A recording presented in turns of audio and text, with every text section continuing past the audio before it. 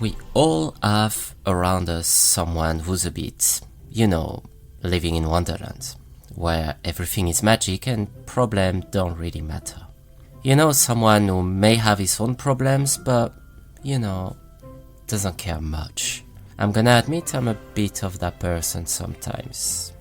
So we always have something to say about them. He or she could be good or be bad, but this person is definitely not the person on whom you would think you would give responsibilities. This person doesn't take things seriously, and I'm sure as I'm saying this, you guys certainly have the image of someone in mind. Well, the guys we'll talk about today was the perfect example of the person you certainly have in mind. Problem was, as unfortunately, he was not the right person for the job at the right moment, and he was definitely not at the right place, and this unfortunately led to a very tragic story. Imagine the guys you have in mind becoming suddenly a head of state. There is this saying in French that says that you don't choose your family, and I believe that is more true for the guy we're gonna be talking about today. So in today's episode we're gonna mix up royalty, fairy tales, beautiful castles, a war, a story of prince and princesses, and all that on the lovely background of homophobia, political power and depression. My fellow travelers of the unknown, please grab yourself a coffee and make yourself comfortable, and let me tell you today the story of the mysterious life and death of King Ludwig II of Bavaria.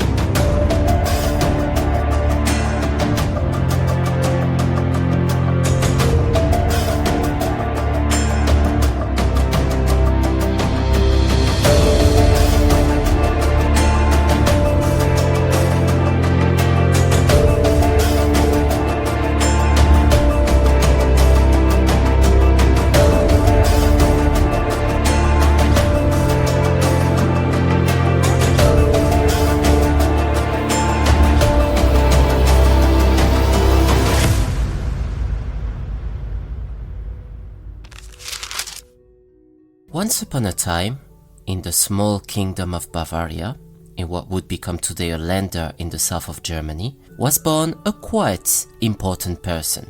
His name, Louis of Wittelsbach, and he was born on the 25th of August 1845. He was the son of King Maximilian II of Bavaria and Maria of Prussia. So even though this may be just another story of just another king that got started, this one, however, will mark history in its very own way.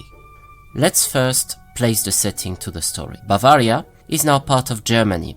So as I mentioned, it's called a Länder, but it's a translation for federal state, whose capital is Munich. It's a very beautiful area, green with nature, an absolutely stunning countryside, amazing lakes, and you can find there the Lake Constance and the Lake Starnberg, when it's also where we drink one of the most famous beer in the world at the Winter Festival of Munich. And trust me, being half French and half British, even though if it doesn't sound like this, we don't mess with beer. Anyway, some of my ancestors come from this area in fact, and this is like that since Germany is reunified. But when Louis II was born, well, things were slightly different. For centuries, what we call Germany today was called the Holy Roman Empire, and this was an elective monarchy composed of many duchies and kingdoms who obeyed before to a sort of high king or emperor, who was elected once his predecessor died by the reunion of all head of states or various lands, this area included. Basically, for any emperor or king, becoming the Holy Roman Empire was the title everybody wanted, and this led to many rivalries, as for example Charles V of Spain and Francis I of France. But one day, the French Revolution exploded, to which you might say French, not German, and you would be right indeed. But it was during the French Revolution that a little guy from Corsica emerged, and this guy was named Napoleon Bonaparte. And I'm sure you guys know he was accountable for quite a mess in Europe. But As much as the British people hated him back in the days, throughout his battle, Napoleon reshaped the European political landscape, and as a result managed to make the Holy Roman Empire collapse. And trust me guys, we're not gonna enter into the detail as to why and how the Roman Empire collapsed, because it's gonna take us forever otherwise. But long story short, now we had a problem, because the Holy Roman Empire had fallen in 1806, with Napoleon's help of course, and we had many duchies and kingdom and other countries that gained sudden independence. All those were reunited under the banner called German Confederation, and Bavaria was part of this confederation. Prussia was also part of this confederation, and this was by far the most powerful country within this, and this sort of alliance or confederational political system would look like in certain ways as to what the European Union is today. Whilst Napoleon managed to turn most of these states into client states and playing funny games to make sure France would prevail and the rest obey, Napoleon's reign came brutally to an end in 1815 when a coalition of nations defeated him at Waterloo in present Belgium. But now we were with many countries and areas that were numerous and no central government to keep an eye on this beautiful mess. But that wouldn't last very long. At this moment, a period that is called the Concert of Nations would start, and this would also bring huge changes to Europe. Huge changes, but also quick changes. Britain, for example, started industrializing, and the country was famous for what was called the Industrial Revolution, and it was booming. After all those nations were independent and recognized as independent countries, but for politicians at this moment, especially for those in big states such as Britain, France, or even Prussia, the main powers back in the days, these places were for grab and go. So, whilst everyone had an idea on reunifying this mess and making it a single kingdom, one of them would prove to be more dangerous than everyone else. His name, Otto von Bismarck. And Bavaria was one of the numerous kingdoms that were under the threat of an imminent invasion from Prussia. And King Maximilian II, just like every other kings in the area, intended to be sure that his lineage would survive. So he had two heirs, Ludwig and Otto. Ludwig was the older and would become the king once his father dies, and Otto was the younger or the spare. Maximilian wanted Ludwig to be prepared from an early age to his future function, and as a result placed him under very strict regimen of studies and got used to all the formalities a future king must carry out. But this, just like many of the kids throughout Europe who were meant to become kings later in their lives, this brought him a certain stress, and stress that would take, unfortunately, a certain toll in his future life. On top of that, Ludwig didn't really have good relationship with his parents, as Maximilian and Mary of Prussia remained somewhat distant with him. One of the famous examples was when Maximilian was suggested by one of his advisors to spend more time with Ludwig, to which Maximilian would have replied, "But what am I gonna say to him? After all, my son does not take any interest in what other people tell him." So obviously that says a lot about the type of parents Ludwig actually had. But despite having questionable parents, Louis wasn't truly unhappy as a child, even though he did not have the happiest childhood ever. As a teenager, his parents sent him to Neuschwanstein Castle, some sort of fairy tale castle located near the Alp Lake that his father built. In this castle, he made friends with his aide-de-camp Prince Paul, who was also another of a wealthy Bavarian family with whom he had shared interest in poetry and, more importantly, in Richard Wagner's opera. In modern day, I think it would be appropriate to call Louis II to Richard Wagner's a groupie. He also had as a friend his cousin, the Duchess Elizabeth of Wittelsbach, who would later be known as Sissi, and who I will certainly dedicate a future episode in a future series. Why? Because both of them will have a very tragic end of life. But of course, the years of innocence would very soon come to an end, and our young Louis would face his responsibilities soon enough. His father died when he turned 19, and as a result he became the king. And as it was there that serious things started and he finally met his destiny, he was, in the grand scheme of things, not really prepared for taking office considering the challenges that were waiting for him, especially as being in charge of the Bavarian throne was perhaps not the easiest job considering the overall political climate around. He may have already formed a government, had a prime minister, but our young Louis was, let's say, he had his head in the clouds. Among his very first royal decree was to summon Richard Wagner to his court, because this was important and it gave towards his government a relatively bad impression. Bad impression for the government, yes, but not really from the people. As he traveled throughout the kingdom, he was actually noted as being completely different from his father. He was more inclined to go to people and had this tradition of gifting whomever was welcoming him and hosting him. Even at the beginning of his reign, Louis II was nicknamed our cherished king because everybody just simply loved him and he was the good guy. This beginning of reign was pretty much what we would call a honeymoon. Several things were waiting for our cherished King Louis, amongst which the main one, Prussia. Certainly the most pressing one actually. What was happening was, as you remember the story of the ending of the Holy Roman Empire, things were going very messy on a diplomatic point of view in what was now Germany and its two main actors. Prussia, from one part, led by Bismarck, and Austria, led by Franz Joseph I, were now on the edge of war. But of course, in war, you never go alone, you always need to bring up a few friends with you. And both Prussia and Austria as Bavaria, which was, back in the days, quite an influence, even though a very small state, for an alliance.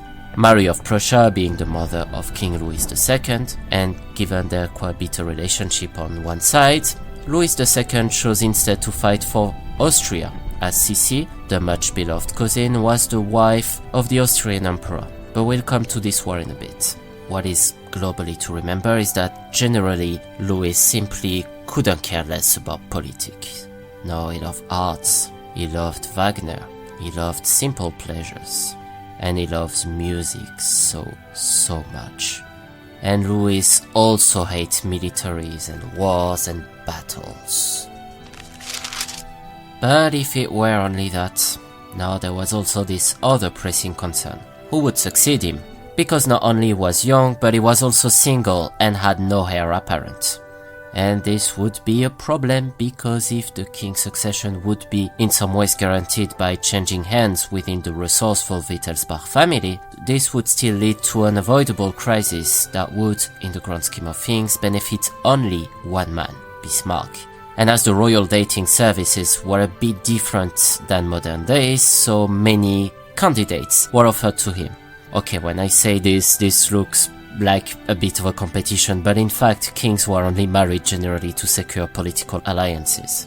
Probably a reason why they had so many mistresses, but generally a marriage wasn't because a man and a woman were in love. No, it was all about politics, power, and unfortunately history has many examples of that. And even as a matter of fact, Louis's very own parents were an organized marriage.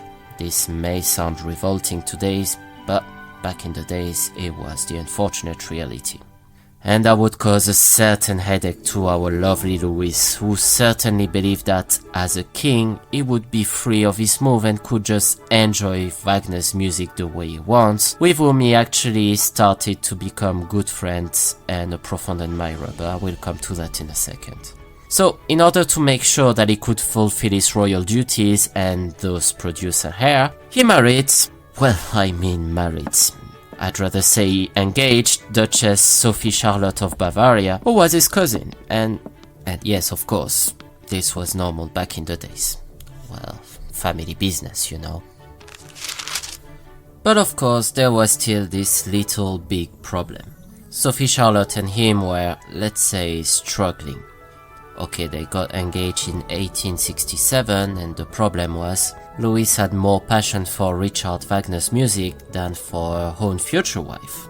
Okay, she liked Wagner too, but perhaps not as much as her future husband did.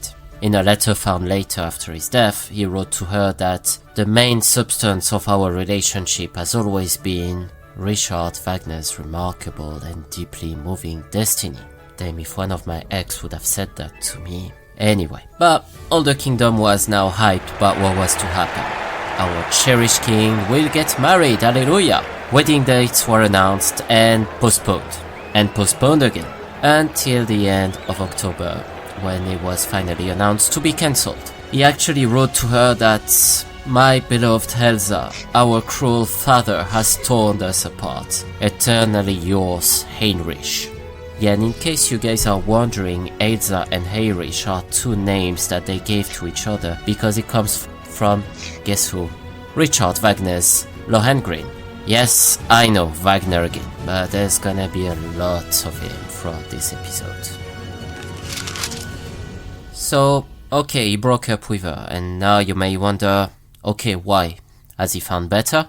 Did he fall in love with someone else? Has he finally fallen in love for this lovely brunette that he met while at the opera listening to Richard Wagner's latest single? Well, turns out that no, not even. No, in fact, this rupture had nothing to do with Sophie Charlotte at all, nor with any other woman. Louis II was not known to have any wife or mistresses for the mere reason that he was just simply not at all into women. No, Louis II was gay. So, I hear you guys, and you may say, yeah, okay, he was gay, then what? And I would agree with you. I mean, being gay is not really a big deal, and it's something that would not have any major impact on his life should he have been living today.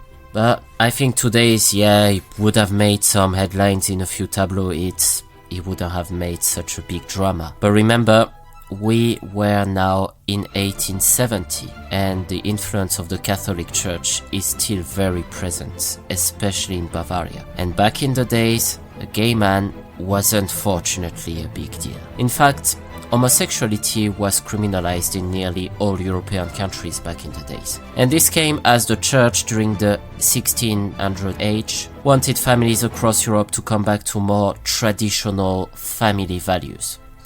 There were many gay people around. European courts, for example, the very own brother of King Louis XIV of France, Philippe d'Orléans, was himself openly gay. But things have changed, at least in France during Napoleon's empire, when Napoleon Bonaparte abolished the law criminalizing homosexuality. One of the reasons was because one of his close lieutenants, named Cambacérès, who turned out to be born in Montpellier just like me, was gay. Despite the fact that it was legal in France, this remained highly controversial, and of course gay people were made pariahs. And why I'm talking about France here, it's because this country was the only in Europe, with Bavaria, to be the most legally tolerant towards homosexuality. So if being gay was not well tolerated across Europe, a gay king would even less be accepted, especially since being gay in Prussia was a criminal act.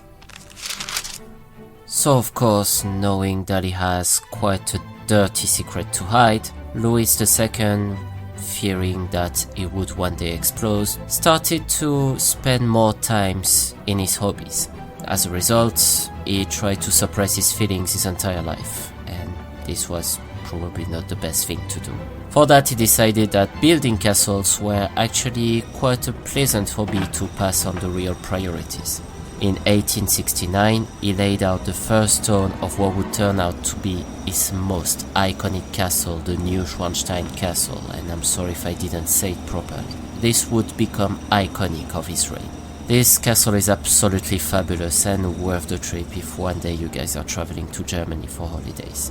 It is actually mostly nowadays reused by Disney, and this place was the place that he loved the most. Louis had it decorated with the finest furniture as well as absolutely stunning painting, mostly representing the old German universe and mythology. But Neuschwanstein wasn't the only castle. He had also built the Linderhof Castle, the Herrenchiemsee, and these became imitations to the Versailles Palace, as Louis II loved Louis XIV of France. But above everything, our cherished king was a groupie. Once coronated, Ludwig ordered his secretary to find this Taylor Victoria Holcroft. No, I'm joking, guys. He was already subscribed to that channel, turned on all the notifications, and he was already following me on my Instagram because he followed the links on the description and checked on my website. No, the reality is, he asked his secretary to find Wagner, to whom the secretary replied, "Wagner? Who's that guy?" Louis was surprised, and he was like, "Come on, Wagner, the greatest composer of our times, And the reason why Wagner was not known was this. During most of his life, the composer struggled. He struggled for recognition because everybody found his operas too modern, and above all, too expensive. So Wagner was, let's say, overwhelmed, and like any struggling artist for recognition he wanted to end his life, and was certainly far actually from imagining that a king would end up desperately wanting to reach out to him. Anyway, the secretary eventually found Wagner, and the two men finally met. And now Louis was happy. He could finally meet the man he cherished so much. Wagner, on the other hand, was also happy because he could finally find the the man he also cherished so much. Louis decided to grant him a new house in a fancy area of Munich, paying off all his debt, ensuring that he would play the best operas in Munich, and more importantly, he granted Wagner the salary like the one, even higher than a minister. So of course, in the Bavarian society struggling financially, this did not come really as a good news, because a man popped out of nowhere was just paid to compose music, and this would annoy a little the hard-working class. Wagner got hated as a result, and Louis a bit less loved, to say the least. But Wagner knew the passion the king had for him, and used that to ask for even more, knowing that it was hard for Louis to refuse. You know this friend to who you give something and then after comes and asks for even more? Well, turns out that when Wagner wanted to move to his new house, entirely paid by his cherished friend the King Louis, obviously with his mistress, things turned sour very quickly. Remember, the Bavarian society was very pious, and as a result, the minister knew the scandal was about to explode. Louis was given no other choice but to kick Wagner out of Munich, laying low in Switzerland for the time things would settle down, which Wagner would eventually do. 7 years later, when Wagner, once forgotten, would come back, he asked Louis to build him a theater. 'Cause why not after all? Louis was initially reasonable and refused. But Wagner knew how to convince. If we don't do that in Bavaria, perhaps America, France or Britain could be interested. So the theater was built. But Wagner grew old, and since unfortunately for Louis he was not eternal, he left Germany for Venice to take some rest of his eventful life during the time the theater was built, and he eventually died in Venice. Upon learning the news, Louis was heartbroken, literally heartbroken. He ordered his body to be returned to Bavaria to be buried.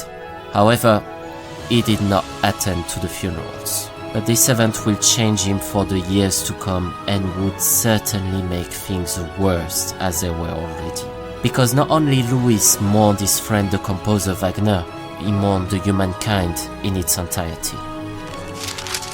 And his lifestyle completely changed. He started sleeping during the day and living during the night. He was sometimes going to the opera alone, and when the opera was finished, he asked comedians not to come for the farewell, but instead just to leave as if nothing happened so he could continue his fairy tale alone in his mind. He also organized dinners in his castles, where he was alone and had long, endless conversations with Marie Antoinette of France, who died years ago and whom he dearly cherished. Or he was going by night for long journeys on a sleigh.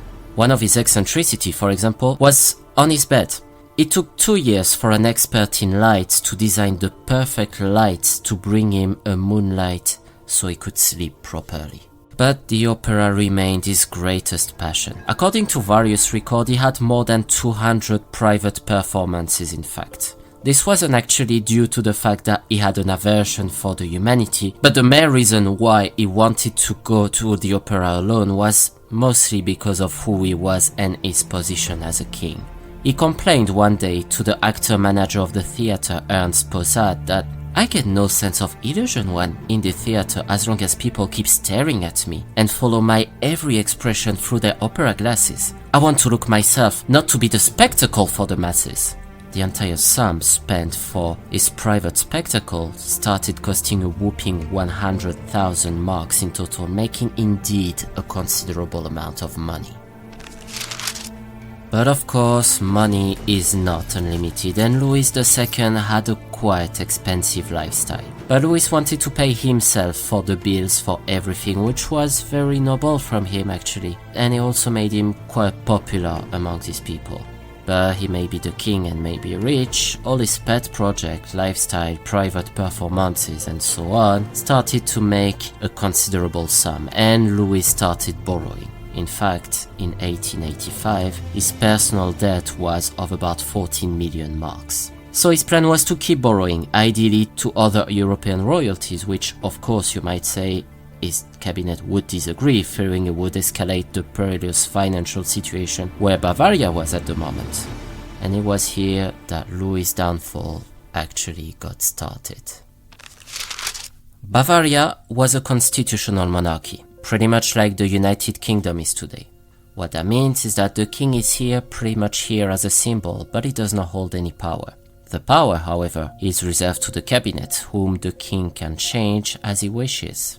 Or at least he can decide who is in his cabinet. So as his personal debt grew, the cabinet recommended him that he should start saving money by, for example, putting some of his projects on hold. But Louis didn't care. No, he started even bigger ones, contributing the Bavaria to be in an even dire financial situation, already worse than it was. Because building castles, going to the opera alone, or living during the night is a thing, but being a king is another, and the relationship between himself and the cabinet turned sour. Things led eventually to a struggle of power. You remember when I mentioned the war between Prussia and Austria? Well, turns out that his cabinet pushed him to enter to help Austria. And also turns out that Austria lost the war, and that led to some dramatic consequences. Bismarck, who was the fierce winner of the war, was now starting to plan the reunification of Germany under a single flag in a single country. That led to a strong loss of independence for Bavaria, and of course Bavarians, who were pretty conservative and more importantly patriotic, didn't really like the situation. But since the cabinet was alone to make decisions and the king was elsewhere, or at least was not concerned by what was going on, politically speaking, they started negotiating with Bismarck and Prussia to manage to keep a tiny bit of their independence, which went relatively successfully. But they were, however, forced at the outcome of the war to sign a treaty and enter the North German Confederation in order to fight with Prussia should the need arise. But of course, in order to keep a semblance of independence, the cabinet, represented by the Count Otto von Bismarck, managed to secure a special agreement with the Confederation, saving the monarchy and retaining its own diplomatic corps and its army. And this would soon become important since Prussia had views on France, as it was utterly fed up with Napoleon III's provocation. Forced to fight alongside Prussia, Louis was forced to engage in this war. When I say force, it was because Louis loved France. He loved the Versailles Palace, he loved the French culture, he loved the French monarchy. He even went to France under a hidden identity with one of his friends. And he hated army and wars and everything that comes with it. The war was won by Prussia eventually and had Napoleon III deposed, leading in France to some profound changes as Republic started once and for all. And Louis II was profoundly disappointed, as this became certainly the event that triggered the decline of his mental health and contributing to his isolation and to the fact that now his main priority for the cabinet was to get rid of him. But Louis was highly popular, and we cannot get rid of a king like that. The problem was, Louis II changed. At the beginning of his reign, for example, he was a slim and very handsome young man, and at the end, problems started to accumulate. He was morbidly obese, had insomnia and a poor dental hygiene, had frequent headaches, was paranoid, and of course was alcoholic and, as you may have guessed, pretty delusional. This is what leads many people to say that he was definitely the wrong person at the wrong moment. So the cabinet took in total secrecy the decision to act. Louis' brother, Otto, was clearly unfit to reign as he also struggled with mental health disorders, certainly worse than Louis's own problem. Knowing that the king's place would soon have a vacancy, they started plotting with Prince Luitpold, who was Louis' uncle, in order to become the future king once Louis was deposed. But deposing the king was the problem. Or, well, it wasn't actually one, because the cabinet hired a college of 4 psychiatrists led by Dr. von Gudden. And without seeing Louis and based on testimonies they heard as well as family background, the diagnosis was quickly set. Louis II of Bavaria is paranoid and therefore unfit to reign. They would have in June 1886 the final report ready stating that suffering from such a disorder, freedom of action can no longer be allowed and your majesty is declared incapable of ruling, which incapacity will be not only for 1 year duration, but for the length of your majesty's life. Acting accordingly, and as per the constitution of Bavaria, the cabinet ruled the end of his reign and his deposition, as the evidence they needed to terminate his reign was finally there on the table. Now it was all about arresting him. And that would be quickly done. At 4 a.m., on the 10th of June 1886, a group of soldiers led by the cabinet and the prime minister finally located Louis II. He was in his castle, Neuschwanstein. The thing was, what was happening in the cabinet was not really kept secret, and King Louis got informed by one of his servants of what was happening. So as a result, he ordered the local police to protect him. And then started a standoff. Louis was of course taken aback and was now alone. He still had friends like Sissi or his cousin, Prince Ludwig Ferdinand of Bavaria, to whom he sent a telegram to try to find a solution to the ongoing situation he was now facing, but this time it was too late. But of course, this move was already planned by Luitpold, who managed to have Prince Louis Ferdinand locked up in the Nymphenburg palace to make sure that he could not act. The standoff took place for 2 days when the army was stationed in the Neuschwanstein and Louis inside, perhaps his fortress, became a nightmare. And at the same time, things were changing in Munich, and not the way Luitpold wanted. Problem was, the cabinet already proclaimed Luitpold as a prince regent, and as a result, Louis released this statement in the press. The Prince Luitpold intends, against my will, to ascend to the regency of my land, and my ministry has, through false allegation regarding the state of my health, deceived my beloved people, and is preparing to commit acts of high treason. I call upon every loyal Bavarian to rally around my loyal supporters to thwart the planned treason against the king and the fatherland. But his call for help didn't reach. In fact, even though those words were published, the government made everything they could to make sure this would not get published, and the few that were out for release would be destroyed and not remain in history.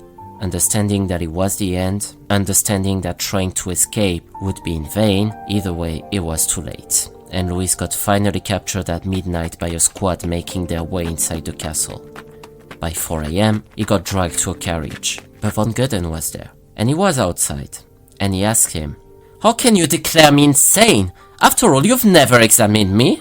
To which von Gudden replied, "It was unnecessary, sir. The documentary evidence is very copious and very substantiated. It is overwhelming." As a matter of fact, von Gudden met Louis once at the beginning of his reign, but not during the investigation of the state of his mental health. Either way, everything was already settled for Louis, who was now meant to go to the Berg castle on the shore of Lake Starnberg, south of Munich, for his treatment. Everything was already set up. A special room for Louis, a heavy guard, should a rebellion for this special patient would come to try to help and rescue him. But if Louis was famous for his castle, and especially Neuschwanstein, it's certainly at this moment that he will finally enter his story once and for all. It is the 13th of June 1886. On the morning, Louis was now acclimated to his new condition after a few days of standoff at the Neuschwanstein, but he seemed quiet. He didn't make any fuss. In fact, he was mostly sleeping because he was tired. As he woke up at the beginning of the afternoon, von Gudden came to him and the two men briefly spoke. Louis asked, "I would like to go for a walk." And they eventually went for a walk together, escorted by two attendants. And they came later on, around 5, back for dinner. Von Gudden and Ludwig spoke together, and they were, let's say, far more optimistic towards the situation. After all, the pair have talked all afternoon and they seem to get along very well. At 6 p.m, after dinner, they went again for another walk, but this time von Gudden wanted to make it on specific terms. No attendant may come with us. So after all, there was no sign of evident threat since Louis and von Gudden seemed fine together, getting along well, and after all, what problem would happen? So von Gudden said that we should be back by 8 o'clock for going to bed, and we're not going far actually. Where were they going? It is today the Schlossberg parkland near the lake. At 6:30 p.m, the pair is seen departing the area. And then 7 o'clock, 7:30, 8 o'clock, no one is back. So now the head saw no one was coming back, and considering the importance of the person who was here, the alarm was quickly triggered and the entire staff around the castle started searching. And it was a very difficult night. It was raining, a lot of wind, heavy rain. Nothing did play in favor of the staff, and especially now both the king, or the former king, and von Gudden were missing. But it wouldn't be very long until a chilling discovery would be made. It was 10:30 p.m. and the king is found, head down and shoulders above the shallow water of the lake, dead. Is watched up at 6:54, and after further investigation, the patrols nearby did not noting anything suspicious. Von Gudden is found a bit further away, in the same position, also dead. So, what happened to him? Well, to this day we still don't know. An autopsy was carried out on Louis's body later on, and a suicide by drowning was highlighted, despite the fact that Louis did not show any suicidal behavior in the past, and Louis was himself a good swimmer. But the fact that von Gudden's body was found with traces of fight, such as a blow to the head and neck, and was apparently strangulated, highlighted a very different version of the story. Louis wasn't known to be a violent person, which is what doesn't make any sense in here. But from there, many theories started to pop up in everybody's mind. Has he been murdered by someone? Many people heard a gunshot around the park as they left. However, this doesn't seem to make any sense, since no sign of bullets has been found in neither Louis or von Gudden's body. As Louis tried to escape, he could explain why von Gudden had blows in the neck or head, but it seems unlikely since the area was surrounded by police and made any attempt of escape nearly impossible. What may most likely have happened to this date is the theory that Louis had a heart attack or a stroke as he entered cold water after a copious dinner. But this remains a mystery and will remain a mystery for the years to come. Anyway, Louis was 40 years old. Either way, Louis's death came as a dark day for Bavaria, since he was very popular and he laid in state in Munich before being interred to the St. Michael's Church. It's on this note that here we are, at the end of our narrative that winds through the fairy tale castles and shadowed corridor of Louis II of Bavaria's life. A man dubbed the fairy tale king, but whose story ended far from happily ever after. His grand architectural vision stands as monolithic question marks, pondering the complexity of a man who, in many ways, was a riddle unto himself. Did he lose himself in dreams and opulence? Or was he a misunderstood genius at odds with the political manipulations of his time? His death in the water of Lake Starnberg remains an unsolved mystery, much like the enigma of Louis II himself. In the grand scheme of things, we're left to wonder how much of him was a king and how much was a captivated soul in a world of his own creation. as you reflect on this episode and let your imagination roam through the halls of the Neuschwanstein Castle or the verses of Wagner, I invite you to share your thoughts in the comment section below. Could your insight shine a light on the dark corner of this intriguing tale? Until our next rendezvous with the enigmatic and the inexplicable, keep your minds open and your eyes keen. See you in the next episode, fellow travelers of the unknown.